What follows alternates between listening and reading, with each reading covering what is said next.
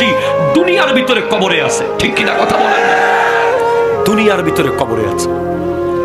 তোমার মন চাইলে আলু ভর্তার ডাল রান্না করে মায়ের হাতে খেতে পারো, প্রবাসী পারে না।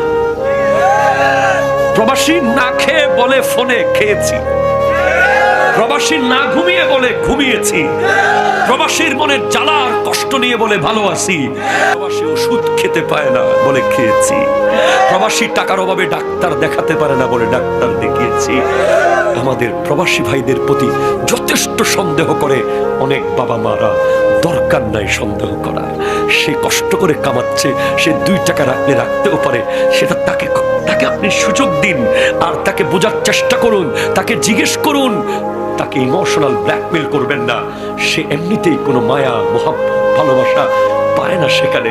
আরেক দেশ, সেটা যতই দামি দেশ হোক, এটা আমার না, এই বরুড়ার জমিন